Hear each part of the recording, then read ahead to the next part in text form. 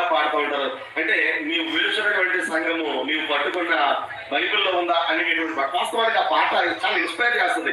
నేను కూడా ఆ పాటని ఎవరస్తులకు నేర్పించడం అంటే ఇక్కడ మొట్టమొదటిసారిగా మీ దగ్గరే విన్నాను.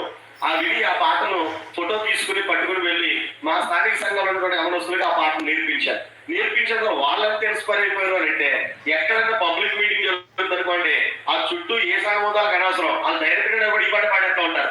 ఈ పాట పాడుతూ ఉంటే వాళ్ళందరికీ ఎలా ఉంటుంది అంటే పాట రాసిన వాళ్ళు ఎవరో చాలా మందికి తెలియదు.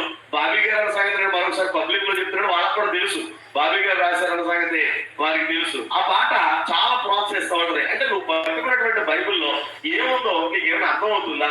నువ్వు వెళ్తున్నటువంటి సంఘము ఎక్కడుందో నీకు ఏమైనా అర్థమవుతుందా అంటే ఆ పాట అనుకుంటాం కానీ ఆ పాట గొప్ప బోధ చేస్తా ఉంది, పబ్లిక్ ని అలర్ట్ చేస్తా ఉంది, క్రైస్తవ సమాజాన్ని ఒకసారి ఆలోచించాలని మేలుకొలుపుతా ఉంది. నిజమే పాటలే అనుకుంటాం కానీ ఆ పాటలలో ఉండేటటువంటి